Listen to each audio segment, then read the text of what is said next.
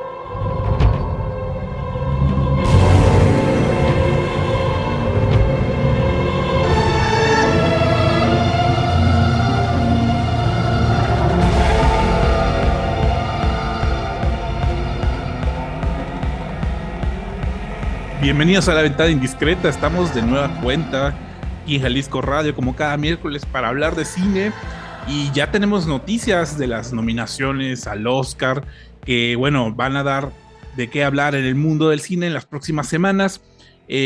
Pues hay obviamente algunas sorpresas. En general creo que la mayoría de las nominaciones o las noticias que se recibieron de las nominaciones ya se sabían porque bueno, con nominaciones de premios anteriores, eso te da una pauta de qué películas son las que generan interés como entre los miembros de la industria del cine. Pero además hay varias buenas noticias, sobre todo con mexicanos incluidos ahí este año en los Óscares. Está conmigo Anne-Marie Meyer. ¿Cómo estás, Anne-Marie? ¿Qué tal? Bueno, igual también sorprendida, pero también con mucho gusto de poder platicar contigo, Hammurabi, y con ustedes que nos están escuchando. Hemos escuchado muchos comentarios en esa semana acerca de las nominaciones y creo que con muchos comentarios vamos de acuerdo, pero hoy trataremos de dar un poquito nuestro punto de vista desde la crítica de cine aquí en Guadalajara y en México, que a veces difiere un poco de otros que nos llegan de otras partes del mundo, ¿no? No sé si tú también estés de acuerdo conmigo de que los tres amigos, pues obviamente ahí Guillermo del Toro con Pinocchio como mejor película de animación, hubiéramos querido que él también estuviera entre mejores directores, pero todavía la academia es un poco tradicional en sus secciones, en sus categorías. Lo que me dio mucho gusto es que aquí tres animadoras de nuestro taller de Chucho también van a estar votando. Carla Castañeda, Rita Basulto y Sofía Carrillo recibieron la invitación oficial y tienen que estar invitados por tres miembros así tradicionales de la academia de poder votar. Podrán votar, me dice Carla, nada más por mejor largo y mejor corto de animación, que es donde ellas están inscritas como miembros completos, ¿no?, de la academia. Entonces a veces vemos que hay películas híbridas o películas como Pinocchio o incluso otras animaciones que los directores rara vez son nominados a mejor director. ¿Y qué tal los directores de documentales, Hammurabi? También ahí veo que casi no los hacen brincar o saltar o no los ven como posibilidad de mejor director. Y para mí esa es una especie de injusticia, sobre todo hoy en día, donde hacer una película involucra muchos saberes y muchos profesionales que no forzosamente siempre son, por ejemplo, directores de ficción. No sé cómo lo veas tú. Sí, sobre todo porque lo que más resaltan de películas como Pinocchio, pues es justamente todo el trabajo artístico, cuestiones, por ejemplo, como dirección de arte, fotografía, incluso música y canción, que estábamos esperando que sí estuviera nominada, pues quedaron como fuera, quizás para darle más peso a otras películas. Y obviamente, pues va a ser como, es una de las barreras que hay, que habrá que romper como en la academia, ¿no? Yo resalto también, bueno, Alfonso Cuarón está nominado como productor de un cortometraje live action, un cortometraje italiano que me parece increíble, Le Pupille. Y aunque Bardo no quedó en categoría de película internacional, bueno, sí está en fotografía, ¿no? Que creo que es algo que aquí lo resaltamos muchísimo, ¿no? Sobre todo esa atmósfera y esa capacidad de inmersión que tiene la película para meterte como en esos escenarios como oníricos y como casi casi surrealistas, ¿no? Entonces, me parece que son nominaciones que, pues sí, aunque digamos el fotógrafo de Bardo es un fotógrafo iraní francés, sabemos que trabaja muy de cerca con mexicanos y que obviamente es una película mexicana, entonces obviamente también eso nos da pauta para celebrar esta nominación. Y a mí me dio mucho gusto encontrar a Cuarón, no como director, sino productor de un cortometraje, que pienso que ahí también se están cayendo barreras o fronteras. La directora es de Turín, ella es italiana, a mí me encanta lo que hace Alice Rohrwacher, tiene un nombre alemán, pero vive en Turín y es italiana. Ella hizo una película hace como 4 años que tuvo mucho éxito y búsquenla, por favor, está en varias plataformas, es Lázaro Felice, Feliz Lázaro, que en Guadalajara creo que no llegó a las pantallas, pero en Europa y en Estados Unidos tuvo mucho éxito y ella hace un corto Le Pupil junto con el Cuarón, entonces ahí se están ya armando como una red de complicidades que yo creo que nos van a dar muy, muy interesantes películas, ¿no? Queremos empezar con la mejor película, aunque es una categoría Sí, bueno, de nada más decir producción. que este corto, el de Le Pupille, está en Disney Plus, o sea, realmente ya Está en cualquier Disney persona Plus. lo puede ver y Sí. además es un corto excelente, ¿no? A mí me gustó muchísimo, muy en el tónica de la Navidad, es una especie de cuento de Navidad, pero sí, sí Es es un un pastel corto. de Navidad, es un pastel de Navidad El pastel de Navidad. muy sorpresivo y además yo creo que a Cuarón también le encantó el ambiente de monjas, ¿no? El ambiente de religiosas y la Navidad como gran fiesta religiosa también. Sí, es maravilloso el corto y es como un corto largo de 30 y tantos minutos, 37 minutos, así que casi, casi llega a mediometraje. Sí, ya Pero es si un, quieres, sí, dime. sí, ya es un mediometraje, pero bueno, Sí, película, como este año hay otra vez 10 nominadas a mejor película, algunas ya se sabían, digamos, tenían toda la fuerza para estar ahí entre las nominadas, todo en todas partes al mismo tiempo. Creo que fue la película que además tuvo más nominaciones este año, y películas como Los Espíritus de la Isla, que ya comentamos, The Banshees of Inisherin, o como The Fabelmans, bueno, yo creo que tienen todo el empuje también por todo el tratamiento autoral y de actores que hay detrás de estas películas. Y bueno, películas como Avatar, El Camino del Agua o Top Gun Maverick, que habrá quien piense por qué están ahí. Bueno, pues porque fueron las películas más taquilleras del año y hay esa preocupación en Hollywood de que efectivamente la gente regrese al cine. O sea, hay esa preocupación de que tienen que generar historias que justifiquen el regreso al cine. Y luego hay películas como sí. internacionales como Sin Novedad en el Frente o Triángulo de la Tristeza que también están en esas nominaciones, ¿no?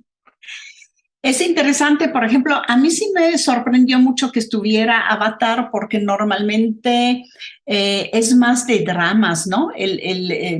Digamos, no tanto comedias, más bien el género de dramas humanos, sociales, etcétera, etcétera, y que estuviera Avatar como fantástico, fantástico, fantástico. Además, James Cameron, que está pensando que después de esa 2, ya está haciendo la 3, si quiere llegar a 7, de manera que cuando haga su último Avatar, él tendrá 89 años y entonces es todo un proyecto. A mí me parece que Avatar es una serie, un proyecto a largo plazo y me sorprendió que estuviera porque el cine fantástico normalmente no está presente en esa categoría. También me gustó muchísimo que estuviera Sin Novedad en el Frente y creo que tiene que ver con la calidad de la película, pero también ese grito desde un soldado, fíjense, alemán hubiera sido todavía hace 30 o 40 años imposible, mostrar que la guerra siempre es pérdida de todos. No hay ganadores en una guerra, siempre pierden y obviamente los que más pierden son los soldados rasos. Y ahora que tenemos el problema de los rusos en Ucrania, creo que esa película es un comentario muy fuerte del cine antibélico, pacifista, que me gusta mucho que estuviera ahí. Y fue de las películas internacionales con más nominación. Esa sí quedó fotografía, maquillaje, sonido, cosas por el estilo. Entonces, pues eso da una pauta de que pueda ser la gran ganadora de película internacional. Pero creo que sí, efectivamente, bueno, va muy en la tónica de la preocupación que tiene ahorita Hollywood con la guerra en Ucrania y yo creo que, pues, políticamente hablando es prescindible, pues, para ellos como nominar una película como esta. También quedaron Elvis, la película de Elvis Presley. A mí me fascina mucho esa película. Tar y Ellas Hablan, ¿no? Son 10 películas. 10 películas, Los Fableman, Los Espíritus de la Isla, Elvis, todos en todas partes al mismo tiempo, Tar, Top Gun Maverick, Triángulo de la Tristeza, Ellas Hablan, Sin Novedad en el Frente y Avatar, El Camino del Agua. Una de esas va a ser la próxima gran ganadora de la mejor película de los Oscars. Bueno, hoy vamos a estar comentando dos películas que van a tener relación también con justamente el tema de hoy, un poco lo de los Oscars. Argentina 1985, una película que también quedó en la nominación, una película argentina que quedó entre las nominadas a Mejor Película Internacional, y Ellas Hablan, una película sobre el reportaje periodístico que lanzó el New York Times hace varios años, en el 2017, en relación como a las acusaciones, digamos, de abuso sexual por parte de Harvey Weinstein, el productor de cine, que fue en gran medida un gigante de la industria de los medios y terminó en la cárcel justamente por este tipo de reportajes. Y bueno, como vamos a celebrar un poco las nominaciones de todo en todas partes al mismo tiempo, les dejamos música de esta película y nos escuchamos en el siguiente bloque de La Ventana Indiscreta, ahora sí, para hablar de las películas que vamos a comentar el día de hoy.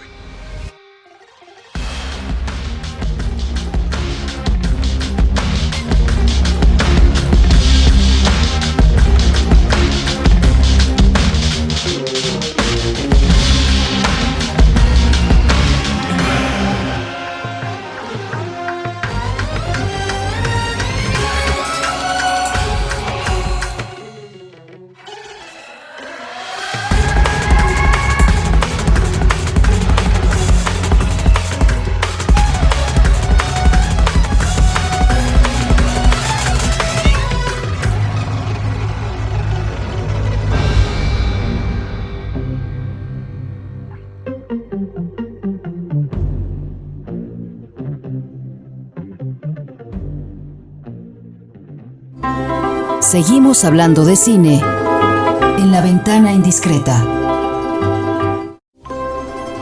Es momento de asomarse a La Ventana Indiscreta.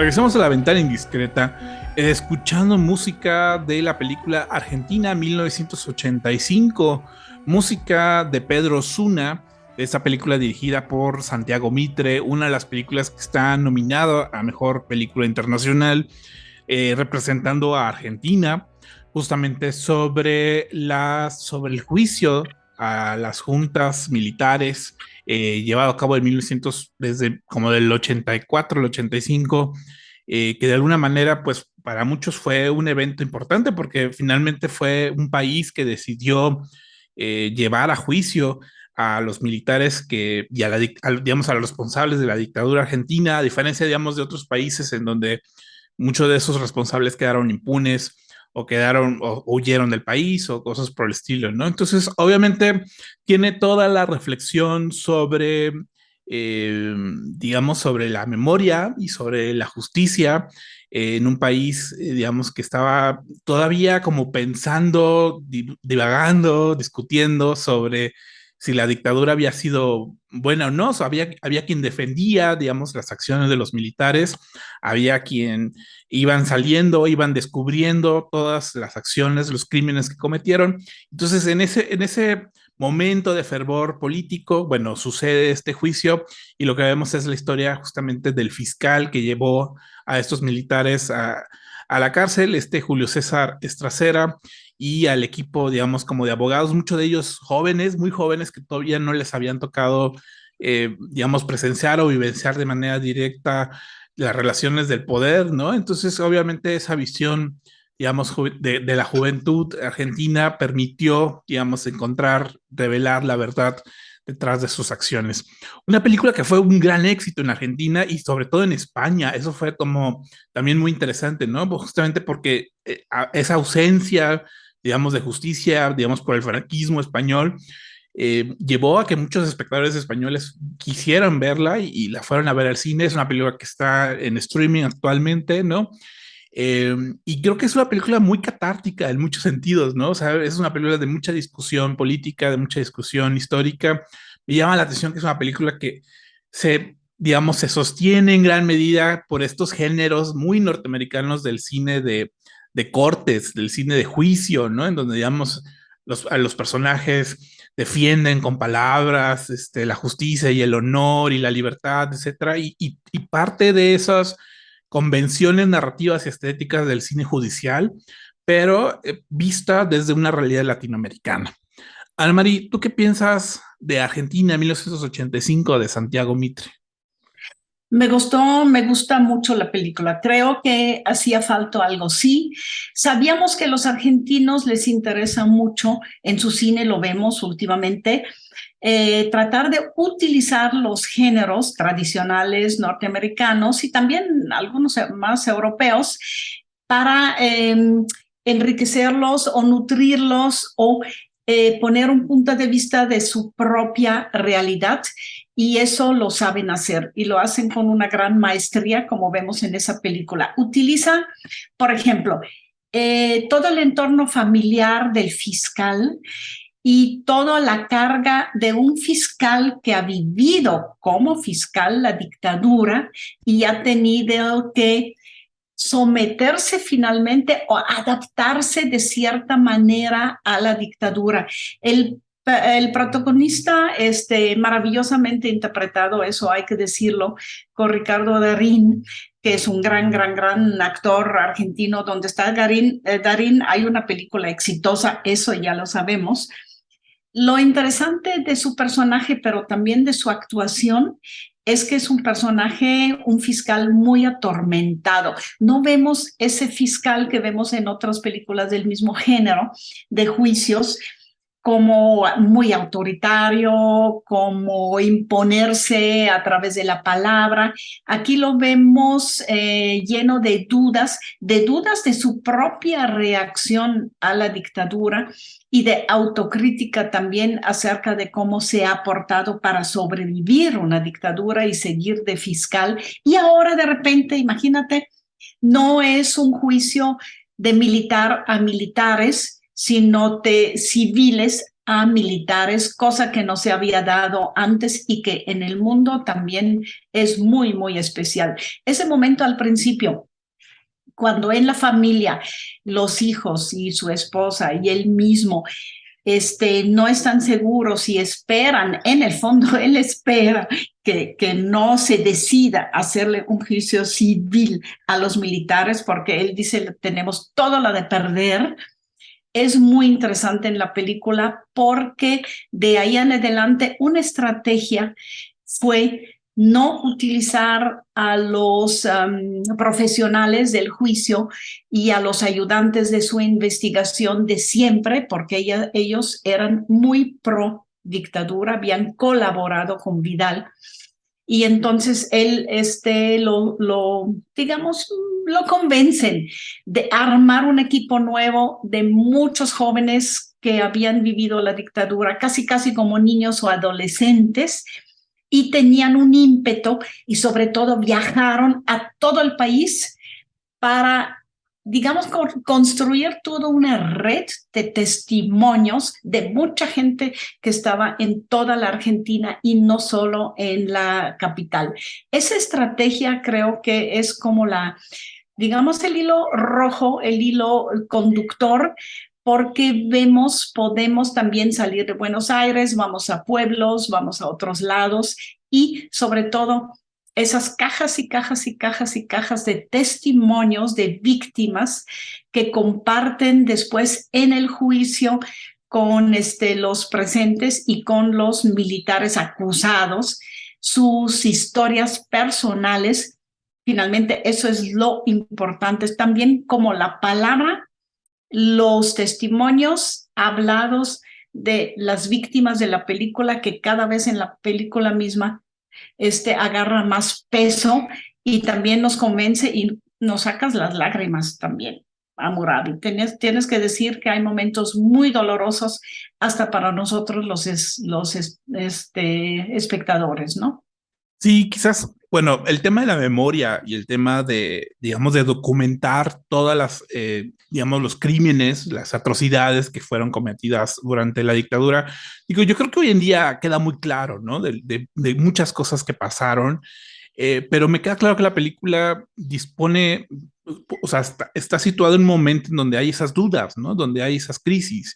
Y lo que se ve en la película es cómo el juicio como tal, y el que sea público y el que sea, digamos, que la gente esté al tanto de eso, permite, digamos, disipar cualquier posible duda de lo que se cometió durante la dictadura, ¿no? Yo creo que hay un personaje que es el personaje de la madre de un abogado joven que viene de familias de militares, que obviamente en su núcleo familiar apoyan por completo a Videla y a los militares, ¿no? Porque de alguna manera, pues esas figuras de militar son también las figuras de la seguridad nacional, ¿no? Y de la seguridad del país, ¿no?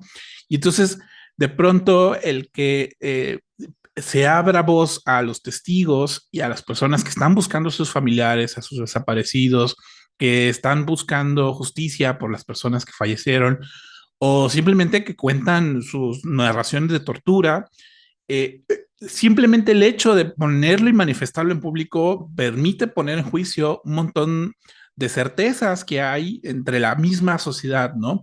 Y esa sociedad argentina creo que es lo que representa muy bien la película, ¿no? No nada más es el juicio de los militares, sino la percepción que se va a construir en el país sobre lo que pasó durante la dictadura. Y ahí la película lo hace con humor, lo hace con un montón de, quizás como comentarios bastante sardónicos, pues, sobre quienes están afianzados a los militares, pero lo hace también con bastante como agilidad, ¿no? Con muchísima, con muchísima inteligencia también, ¿no? Entonces eso me gusta, ¿no? O sea, digamos, no es nada más el juicio a personas, sino es el juicio de la memoria que se va a construir en el país sobre el tema de la dictadura. Hay momentos muy importantes en la película y escenas y secuencias que son como claves, ¿no? También. Para mí, una clave de la película que está también en el discurso, que el fiscal hace al final como para darle conclusión a todo el juicio antes de que los jueces se retiren. No hay un jurado, ¿no? Como en Estados Unidos. Y en las películas de Cantinflas no hay un jurado, sino que son jueces los que se tienen que poner de acuerdo, y duraron varios días en ponerse de acuerdo sobre qué juicio iban a hacer sobre esos militares. Y Videla, en ese discurso tan importante donde todo el país a través de los medios está pendiente de cada una de las flexiones de voz y de palabras del fiscal, Videla tiene un libro y está leyendo un libro durante el juicio, con una arrogancia, con un sadismo, con una tal actitud de eso no es mi juicio, a mí no me concierne, yo aquí estoy, yo no hice nada malo, al contrario, yo salvé al país, que fueron sus argumentos de la anarquía, más o menos, ahí están diciéndolo, y el tipo ahí leyendo un libro y que la cámara eso lo tome varias veces, pero de pasadita, ¿eh? La cámara ni siquiera se pone sobre él, sino que en general los militares ahí están como grupo, pero él es el único que está leyendo un libro. Eso te toca profundamente y así se cuelga como el suspenso y también el significado de lo que nos están contando en algunas escenas que se repiten, pero son muy breves, pero sí nos dicen de qué lado está finalmente la película, ¿no? Y también su director. Sí, que obviamente es muy difícil, digamos, darle las dos partes, ¿no? Ni además, ni habría sentido en hacerlo. Quizás otras películas sobre juicios, pienso, creo que como la más conocida, el juicio de Nuremberg, ¿no? Por ejemplo, también hubo una película al respecto, ¿no? Que ahí sí, a través de las declaraciones de todas las personas que están, digamos, en la silla, ¿no? En donde están atestiguando, pues mucha gente, vemos la complejidad y, digamos, la oscuridad que puede haber en una, digamos, en una situación así, pero aquí, bueno, creo que es muy claro que la película está del lado del fiscal, ¿no? Y obviamente, pues, la relación entre el personaje del fiscal, Estracera, y, digamos, este otro joven fiscal que después resultó que, pues, bueno, terminó convirtiéndose en un fiscal internacional, etcétera. Me parece que esa relación también está como muy bien en la película, ¿no? O sea, te permite, digamos, identificarte como personajes como heroicos, ¿no? Que de alguna manera pues solamente son como abogados. Hay un cuestionamiento en la película, ¿no? Que él dice, Estracera dice, bueno, yo no soy alguien que va a hacer historia, ¿no? O sea, yo nada más soy un empleado, soy un burócrata en este sistema, ¿no? Pero justamente a partir de tomar esta posición, digamos, muy privilegiada, ¿no? De participar en este tipo de juicios, lleva a que el personaje se vuelva muchísimo más complejo y mucho más atractivo, ¿no? Al menos para las audiencias.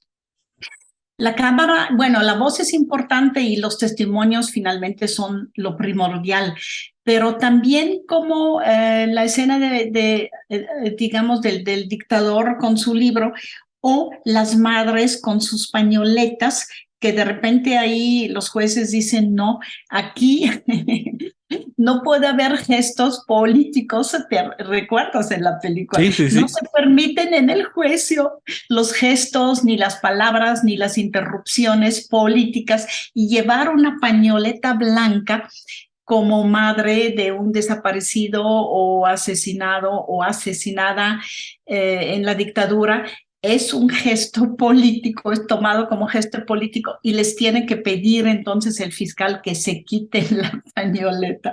Y son pequeños guiños que nos dicen finalmente de cómo ahí la presencia de las víctimas mismas fue importante, aunque no hablaran, pero sí de repente sí hubo un gran cambio en la sociedad argentina también, como tú dices, en una persona, pero en muchas personas, porque podían ya tomar partido y decir y denunciar lo que habían hecho. Eso lo hace muy bien porque no es nada más la estrategia de juicio, sino es darle la cámara y la voz a los argentinos que no habían sido silenciados durante toda la dictadura, ¿no? Habían sido silenciados de manera cruenta, brutal, asesina, sangrienta, y finalmente aquí en la película se les da la cámara y se les da la voz, se les da la imagen y se les da también el sonido.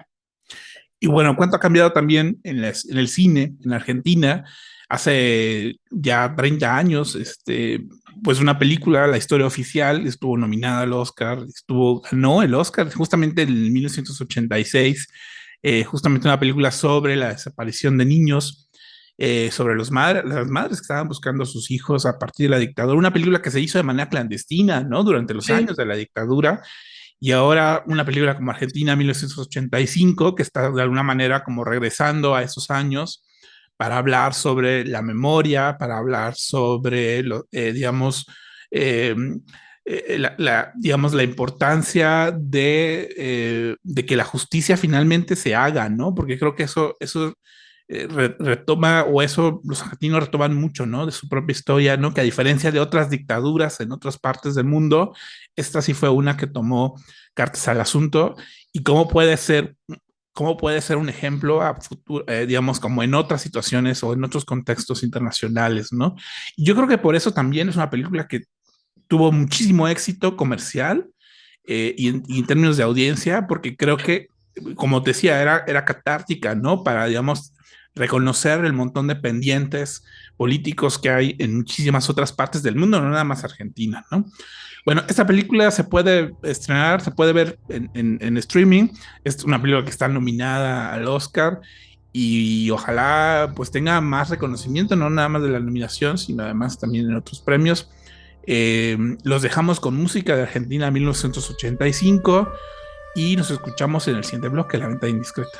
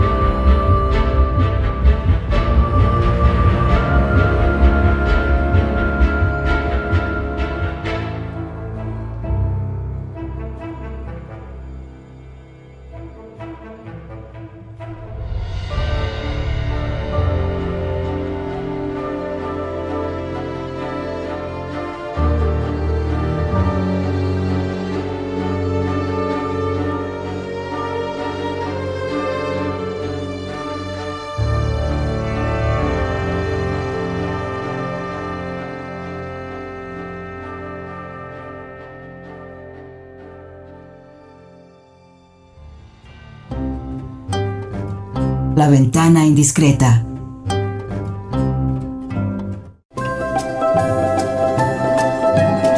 La Ventana Indiscreta.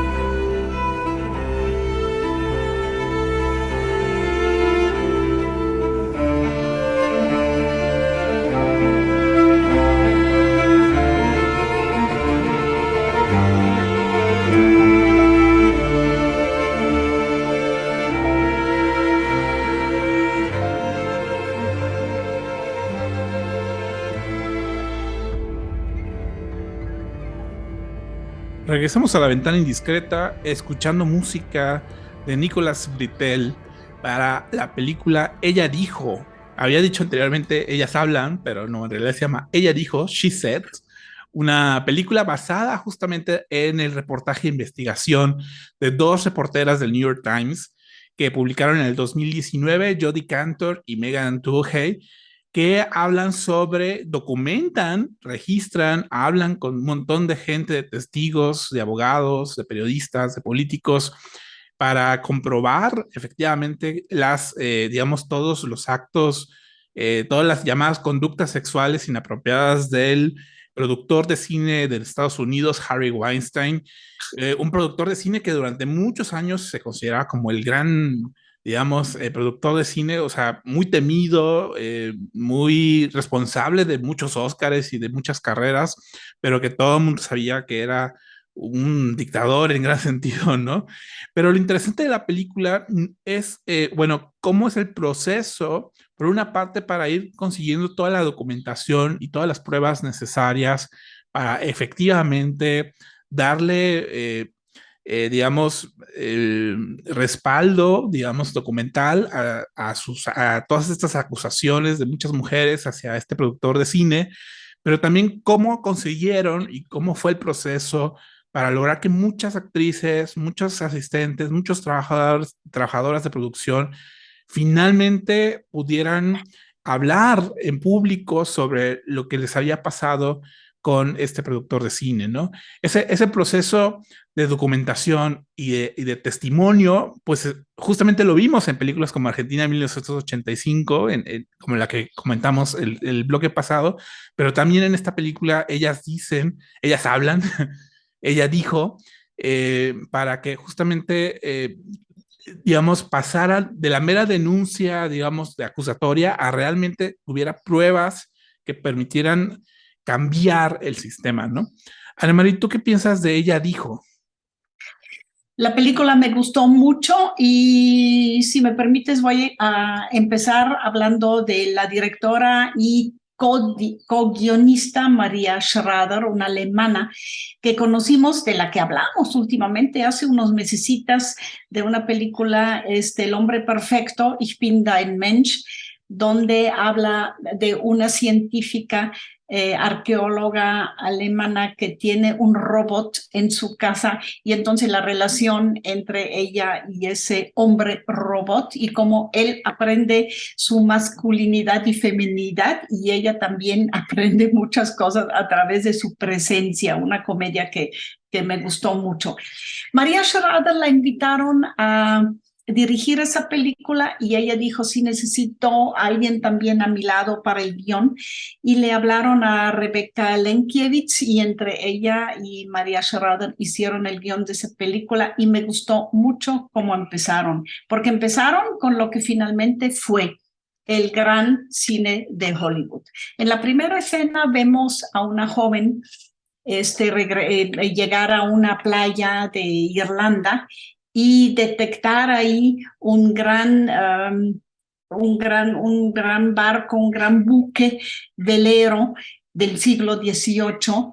Qué maravilla dentro del mar, qué maravilla de playa, qué maravilla de set para una gran película de Hollywood, y ella queda enamoradísima del mundo al que ella se puede, digamos, introducir a través de una chambita ahí al lado de la producción de esa película esa película norteamericana que se filma, está rodando en la playa de Irlanda.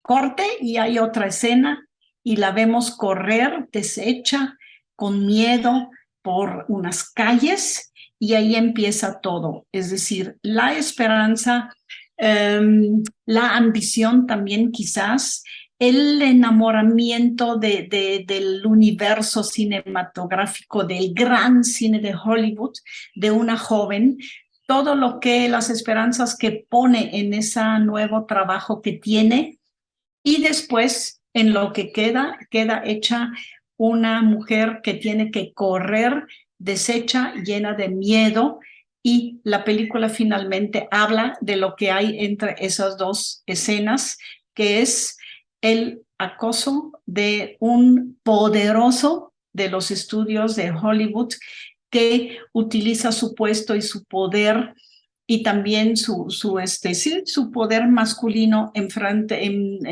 pues contra las jóvenes que trabajan para él. Todo lo que llena la película tiene que ver con esa primera escena.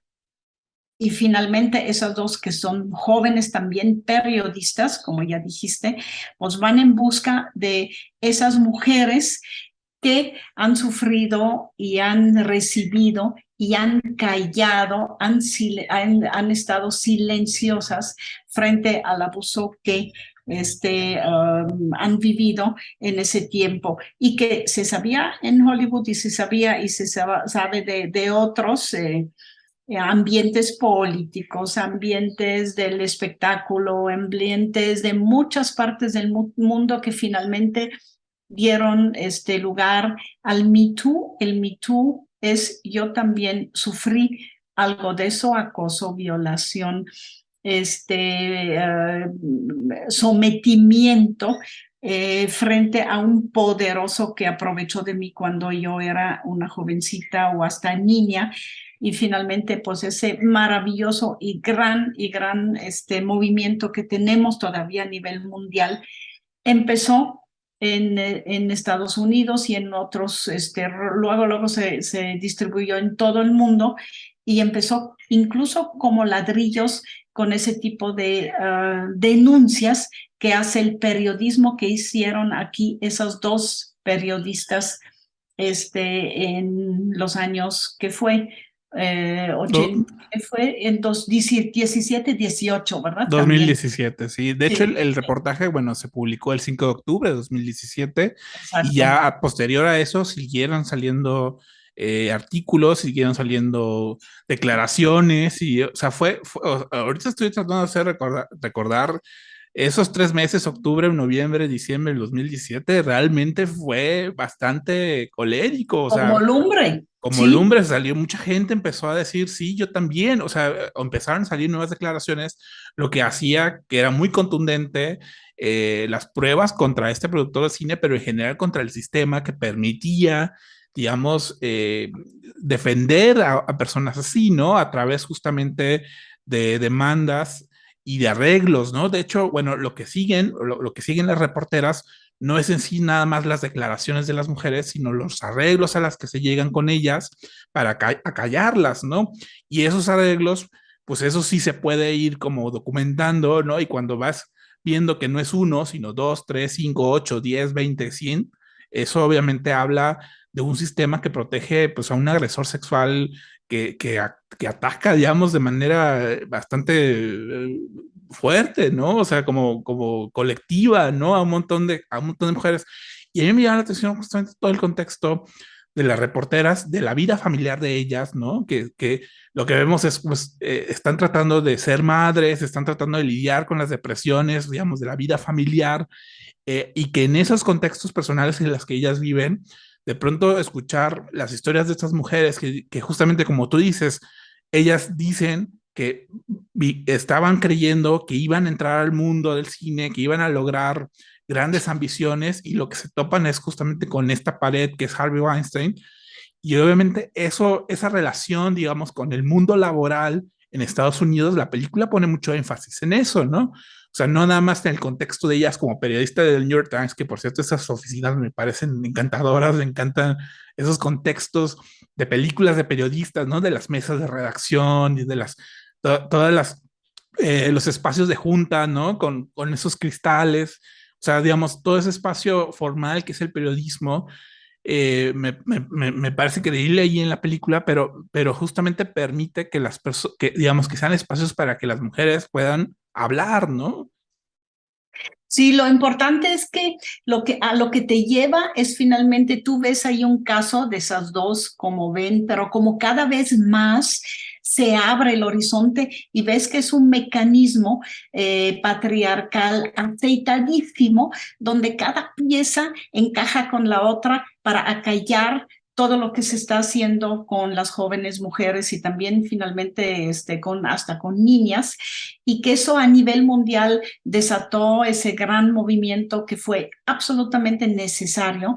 Y a mí, por ejemplo, ahorita que lo platicamos fue en 2017, estamos en el 23, apenas tiene 6 años, pero todo lo que ha desatado a nivel mundial, sí me sorprende que en tan poco tiempo ha podido, de veras como lumbre, expandirse y crear una certeza de que no son casos, es un sistema, mecanismo, estrategia de sumisión que a nivel mundial ha creado y sigue creando muchas víctimas y mucha injusticia y mucho dolor. No sé si a ti también me parece que esa película eso lo abre, y eso obviamente tiene que ver con el buen guión y también la buena dirección y la buena actuación dentro de esa película. Sí, a mí lo que me llama la atención es la capacidad que tienen las actrices y el guión también de generar escucha, ¿no? O sea, de realmente escuchar, entender, comprender, a veces en situaciones, digamos, escuchar situaciones bastante atroces, ¿no? Pero la capacidad que ellas tienen como periodistas de interrogar también su posición como periodistas de poder escuchar eso, ¿no? O sea, de algunos dilemas éticos que ellas tienen para poder, digamos, recabar cierta información o poder hablar con algunas personas, ¿no? Eh, Justamente la estrategia de ellas es de cómo convencer a las personas o a las mujeres de que alcen la voz, era justamente decirles, bueno, es que si no eres la única persona en eso, o quizás lo que te pasó pueda permitir que más adelante eso no vuelva a pasar, ¿no? Y eso Sí. así poco a poco fueron convenciendo a ciertas actrices y a ciertas trabajadoras, y después eso hace, el sentirse acompañada permite que otras también se apoyen y se unan como esas voces, ¿no? La cámara de repente está sobre un hombre que es el esposo de una de ellas, que se da cuenta de lo que le ha pasado a la mujer antes de que se conocieran ellos y cómo ha sufrido, pues sí, el acoso y acciones muy fuertes de parte de un hombre, y cómo la reconoce, y en sus ojos ese susto que leemos o que le vemos de enterarse de lo que ella ha sufrido antes de conocerlo, eso a mí me dice muchísimo también, y se ven muchas reacciones, ¿no? Y llegan, incluso se fueron hasta Europa y buscaron, y ahí está el hombre de una de ellas que no sabía absolutamente nada porque ellas mismas lo tabuizaron toda su vida hasta que finalmente alguien les invitó y les dio la posibilidad de decir lo que tenían que contar, lo que tenían que describir, lo que habían callado toda la vida. Eso fue fuertísimo, lo que lo sentí en la película, y para mí también me abrió mucho de por qué la necesidad tan fuerte de decir, a contar, describir momentos dolorosos de su vida que tabuizas, ¿no? También eso está en la película, y eso me parece al nivel de dos realizadoras, la coproductora, y no, la codirectora y co-guionista, sobre todo, importantísimo. Y además, bueno, todo el reportaje que ellas hicieron, pues sigue en la página de internet del New York Times. Todos sus reportajes están ahí presentes. Incluso publicaron un libro que les permitió ganar el Pulitzer. Pero bueno, yo he escuchado de gente del periodismo que hablan muy bien del libro, ¿no? Como estos libros del periodismo, digamos, de investigación, que son necesarios, que son muy importantes, que están muy bien hechos, muy bien construidos, pero que sobre todo inciden en que cambien cosas. Eso me queda claro que lo que lograron ellas dos y que lo que se ve en la película es que no van a cambiar cosas si no está bien como documentado todo, ¿no? O sea, no vale la pena, no es nada más acusar o señalar, sino que haya justamente registros y que haya un trabajo de investigación efectivamente serio que permitan esos cambios, ¿no? Y creo que estas iniciativas, como la que se ve aquí en Ella Dijo, permite entender qué es lo que se necesita para cambiar. Y yo creo que las dos películas que comentamos hoy hablan de eso, ¿no? O sea, sí, cómo es necesario esos juicios, pero esos juicios tienen que ser con pruebas, con documentos, con testigos, con esta voluntad de alzar la voz y de cambiar, ¿no? Y eso me parece que las dos películas lo hacen efectivamente muy bien y por eso nos impactaron muchísimo esta semana. Ana María, muchas gracias por acompañarme. Otro programa de La Ventana Indiscreta, llevamos 91 programas, ¿tú crees? Ya casi estamos acercándonos, sí. A los 100 programas. Y a todos los que nos escucharon aquí en La Ventana Discreta, muchas gracias. Los dejamos con música de Ella Dijo y nos escuchamos próximamente en La Ventana Indiscreta.